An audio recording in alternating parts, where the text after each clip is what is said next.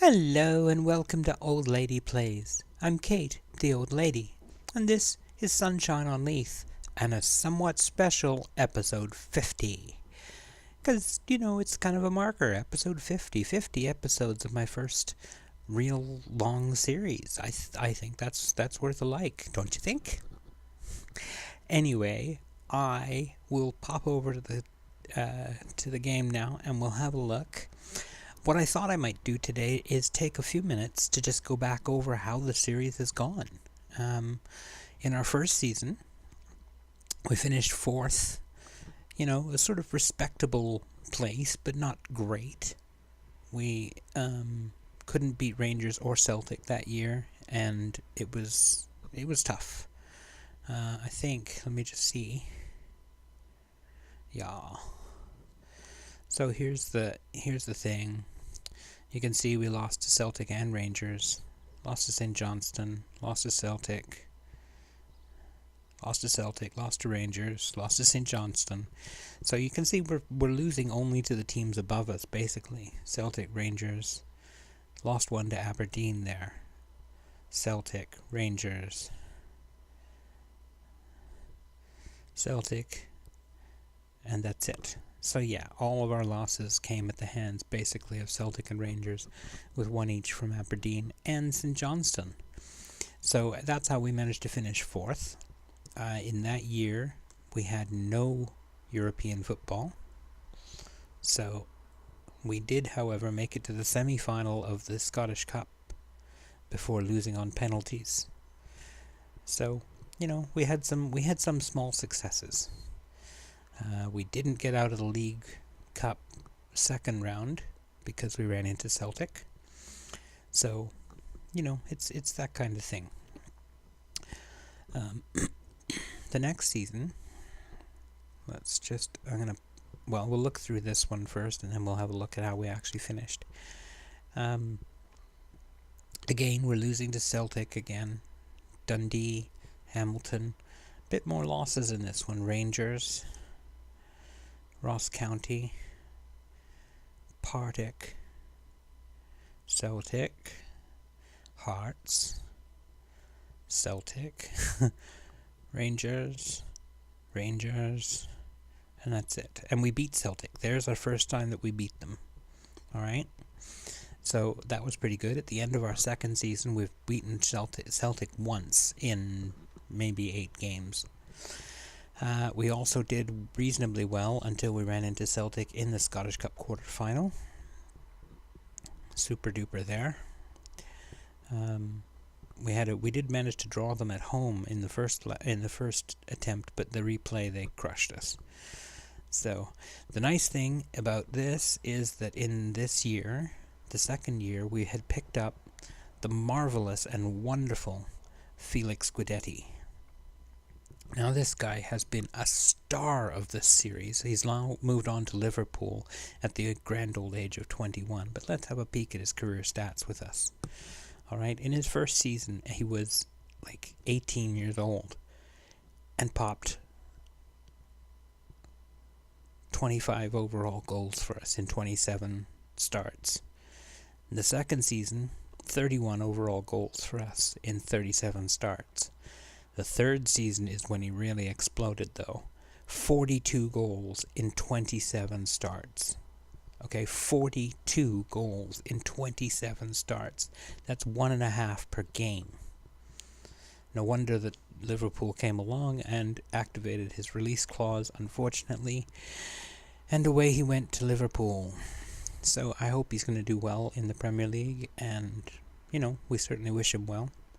He was an absolute star for us. But, that was the second season. We'll pop over to the Premiership table and have a look at how we finished. Again, I think we actually gained a couple of points. Yeah, we went from 60 to 62 points. And the only difference was 2 draws. Was a draw that we is a win and 1 less draw. No, you're going the wrong way there. Getting confused. 16, 12, and 10. 17, 11, and 10. How is that only... Oh, right, because there's one less draw. So 2 points gained. Duh. Okay. So we finished third. In that season, we also... Right. How did we do in the League Cup? We ran into Celtic in the League Cup quarterfinal. How do we do in the Scottish Cup? We ran into Celtic in the Scottish Cup quarterfinal. So yeah, everything centers in this series around Celtic. Now there's a reason for that, and I'll get to that when we get to the end of this, but let's pop ahead and look at last season. Or sorry, the season before. And this time we were into Europe. So that's kind of nice.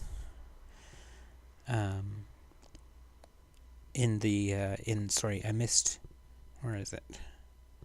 This season, we had no European football. That's kind of weird. I don't understand why, because it looked like maybe somebody had won the cup that stole the spot or something, I don't know. And this year, we did finally make it into the Europa League.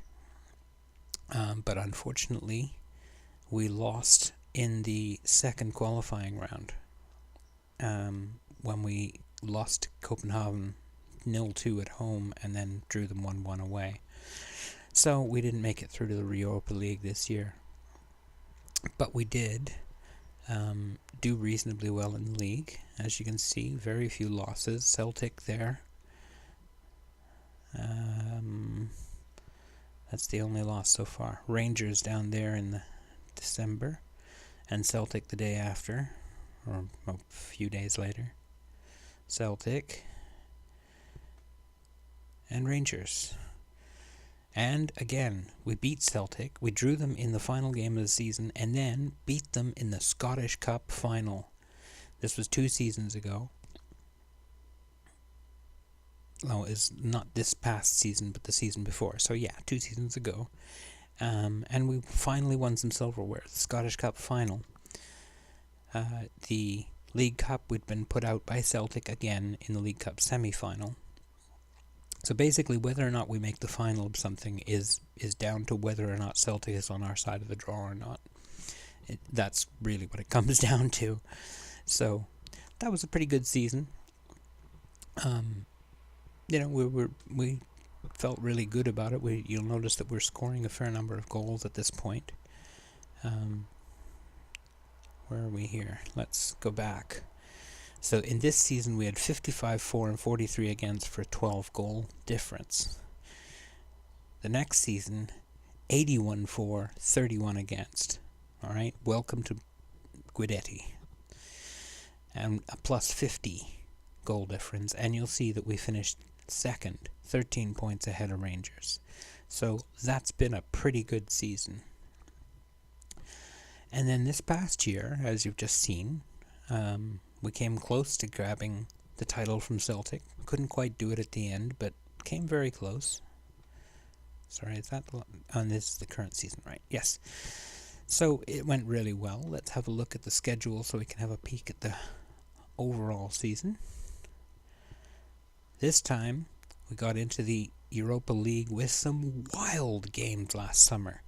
Konyaspor in 2 legs, 9-3. Club Bruges, 2 legs, 8-6. Standard Liège, 2 legs, 8-4.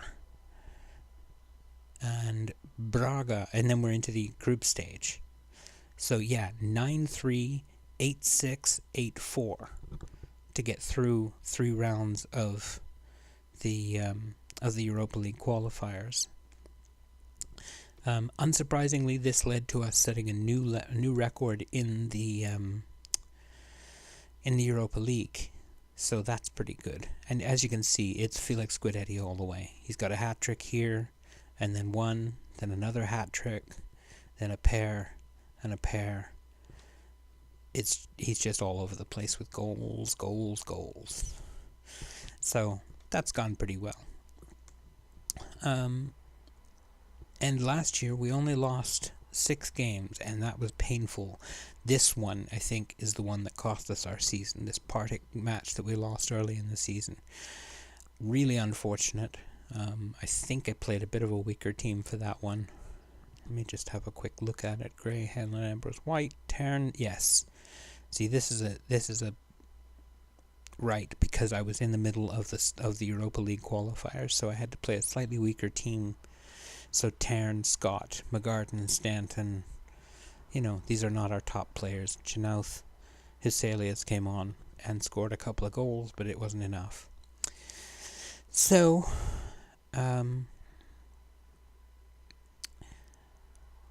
we carry on. We lost only a few more games.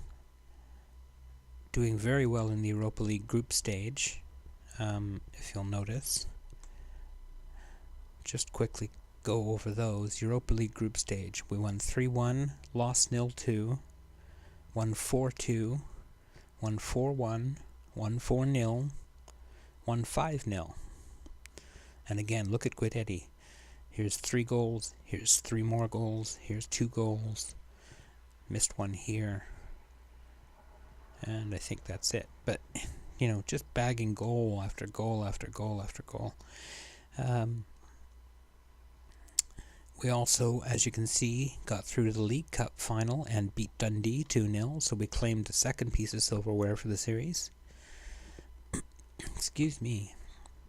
And carried on with the league. Lost once to Rangers here. Drew with Celtic. And drew with Celtic, so we're actually not losing to them now. Things are improving. And as you can see, we didn't lose another game until the final game of the year when we lost to Celtic. So we had a pretty good run through here. These are all wins or draws. But unfortunately we lost in the last game to Celtic. Now the good news is the Scottish Cup gave us our third piece of silverware as we got through the quarterfinal against St Mirren and the semi-final against Celtic with our very best victory over them, 5-2 in extra time. Our new goal-scoring sensation, Adrian Cotton, young Englishman, and you can start seeing him starting on the 1st of January when he signed with us. Guidetti was still with us, but then here we got Cotton scoring once, Cotton scoring twice, and Guidetti, and now Guidetti's gone. So Cotton's getting the start, and he's got 3 goals, 4 goals, 5 goals, 7 goals, and so on. He just continues scoring 8 goals, 13 goals, and so on. He just carries on scoring for the rest of the season. Unfortunately, as I said, we lost to Celtic in the last game of the season. But we did make it through to the cup final, and we did win that. So that's our third piece of silverware. So we're doing all right in terms of bringing sunshine to Leith, but we're still chasing that elusive league. So we've had a reasonably good preseason. Almost all wins except for that one loss to Beveren. But I think, and they're not crappy teams either. Rapid Vienna is a 3.5-star team. Lechia Gdansk is a 2.5-star team. Dukla Prague is a 3-star team. We're a 3-star team. So these are nominally Eibar. Eibar is a 3-star team. So these are all teams that, they're relatively comparable to us, and we're beating them consistently and well. So I'm really kind of pleased with the prospects for this year. Cammy Smith is back scoring again. You can see 3 goals here, 5 goals there, 6 goals, 7 goals in preseason. So he's off to a great start. Let's have a look at the other thing that I wanted to see. Would be the transfer history. And let's run back. Okay. So we brought in a bunch of people in the first season. Brought in Ainsley Maitland-Niles on loan and Jamie Hansen. A couple of other guys who didn't play very much. Brought in Andy Murdoch and bargain of the century, Cammy Smith for 135k, rising to 175. My goodness, he has turned out to be an absolute stunner. Playing as a shadow striker, which is his best role.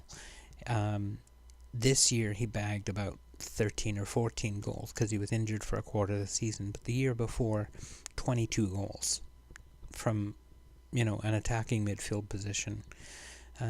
Something like 22 assists as well. So, he just totally blew it all away. So he's been really useful. Nobody really leaving, just on loans. And total net spending, about 200k. Next year, total net spending about 700k. Most of it, Michael Scott was a great find, free, and he's still with us and improving considerably. Felix Guidetti for just 1 million. Brilliant place. Diego Poyet, good signing on a free transfer. Somebody I'm really pleased with. Few people left us. Davidas Matalavicius left because I couldn't get him to score to save his life. He's now at Vallecano. But when he was with Hibernian, there you go. He played 9 games, got 0 goals. I could not get him to score a goal to save his life. So, there you go. Anybody else of note? Anthony Stokes went to Portsmouth. He'd been kind of a big deal at Hibernian before that. Next year, we brought in Per Christian Brotveit. Wonderful goalkeeper. He's done very well for us. Also Liam Kelly, a backup. And for $500,000, Lucas Janouth. Johan Huselius signed with us for free. He's still a good prospect. Basically, our spending this year, just about a full $1 million. Sold our old goalkeeper back to Israel Ofer Marciano. He was not very good. I don't think... He's probably not even playing anymore. Oh, he is. He's only 31. Okay. But, he was okay, but he wasn't really very good. There you go. 35 games, 50 goals against. He's, like I said, he's okay. So, that's that. This year, this past summer, we bought Chukwudi Agor, who's a deep-lying playmaker from the defensive midfield position. We got him from Nigeria for 300k. Rivaldo Kutsi, another African, coming from South Africa this time, 675k. Adrian Cotton bought in the January transfer window for 1.1 million. And Oscar Melendo for 2 million. Now, this is me spending the Guidetti money, or, a little tiny chunk of it, because we got 22 million in. And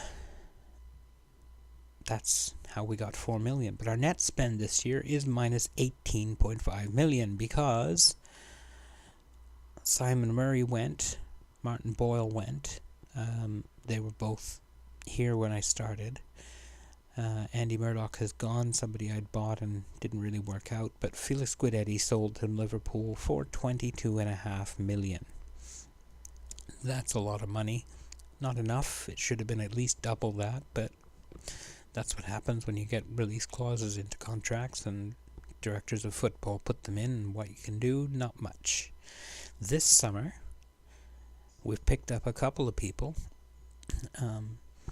And again, I don't like to make wholesale changes because our team has fabulous dynamics, all right? Look how close they are in terms of their cohesion. The atmosphere is great. The support is great. Everything's really going well here. The hierarchy. Who loves me? Most of them. 18 players support me. Of the other ones, this guy came last year, this guy came 2 years ago, this guy came last year, this guy just got here, this guy just got here, this guy just got here, he's been 2 years, he just got here, and he's been 2 years. So, some of them are good, some of them are not. That's okay. The social groups look great. One big one, and then a couple of players. That's interesting. Agor and Huselius, the Nigerian and the Swede, have made friends. That's lovely. Yeah,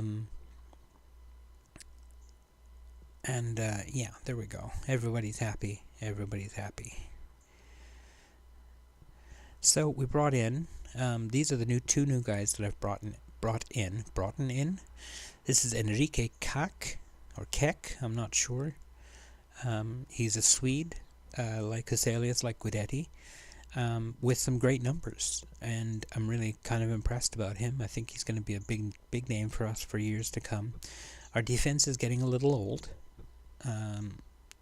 As you can see here. Here's our main defenders. He is 32, 31, and Kutsi and Keck are 24 and 22 respectively. So they're the next generation behind Ambrose and Hanlon, who are now, getting on a bit. Both on backup contracts now, Ambrose and Hanlon. So they've calmed that down a little bit. Let's see. The other guy we brought in is a new goalkeeper, Connor Ripley, who's got some really great numbers. Look at those 15s, 16 agility, 16 determination. Just everything is just great about this guy. I'm really, really pleased with him. We picked him up, as I said, for 2.1 million. He's already worth 3.5, so that's a pretty good bargain. Keck we picked up for $1 million. He's worth 725k so far, but I have no doubt whatsoever that he's going to end up being a star for us. He's got some room to grow yet, and he's easily our best defender at the moment. Connor Ripley is nearly a 4-star goalkeeper. Brodtveit, compared to him, goes down to Brodtveit. There we go. As you can see, Ripley is noticeably better in pretty much every way except speed and eccentricity. So yeah, and he's brought Brodtveit down to 2.5 stars. So that's okay. He's gonna do well for us, I'm pretty sure. And nobody left this season, so that's pretty much that. That's the transfer window. We really haven't done a huge amount. I don't like to make huge changes, so I tend to tinker around the edges. I look at the team and try to assess, where could I improve this? What position could I find someone better than who we have already? Because we have a really good team. All right, this is our second team here mostly, and they're great. They play beyond their abilities by far. People like Callum Crane, all right, my 2-star left back, but check out his history. He's a 2-star left back, but 27, 4 goals, 6 assists, 7.3, and he actually ended up with 6 goals and 14 assists across the season. Year before, 3 goals, 11 assists across the season with a 7.44, and this is a 2-star center back or left back. It's just crazy, but for some reason he works in the system that we play. If you haven't seen it before, I'll just briefly cover the system that we use, because we've been using this consistently since the first year, which is why we've got such lovely familiarity with it, even though it's early in the season. We use a sweeper keeper. Brodtveit's a sweeper keeper, and I like sweeper keepers, so that's why I tend to be happy to use them. We have a couple of ball-playing defenders in the midfield, in the defense, I should say. Each of them covering one side, depending on what they're best at. So, when Ambrose and Kutsi come on, they have different instructions. I think they're both on defend, for instance. The fullbacks are on attack. They give us the width for the two sides. We have our deep-lying playmaker here behind the midfield, and he does really well from that position. He didn't get a huge number of assists, but when I noticed how he was playing, he was getting a lot of what would be second assists. If there were, ice hockey style assists in this game, then he'd be getting a lot of second assists.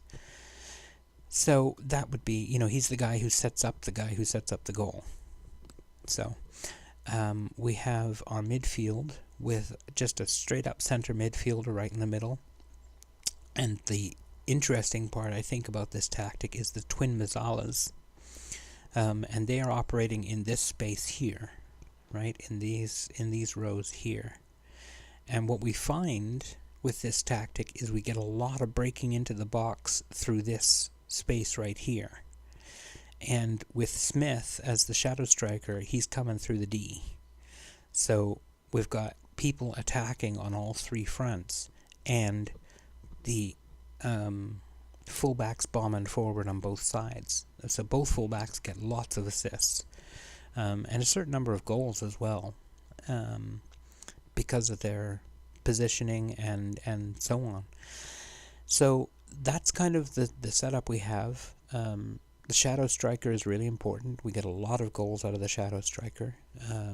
Vikinta Slivka last year played most of his games at shadow striker when Cammy Smith was injured, and ended up with 22 goals and 23 assists or something close to that. So he's really done the job. Cotton scored he did score 30 goals between January and May last year. So he has absolutely replaced Guidetti beautifully. Not that I think you can ever really replace Guidetti, but he's certainly done an admirable job of filling in for that. Holy crap, I've been going on for 26 minutes. Well, that's going to be enough time. We've got to have a quick look at the schedule to say when I'm coming back, which will be for the Grasshopper pair. Actually, probably what I'll do is play Hamilton and Grasshoppers offline, and then I'll play Rangers and Grasshoppers for the next episode. So enough waffling from me. I hope you enjoyed the episode, and a little look at how the series has gone so far. I thought I made a nice change for the 50th episode, kind of a special number. I hope you don't mind dropping a like there, hitting subscribe if you're not already, and thank you very much for watching. I hope you're having a great day, and take care.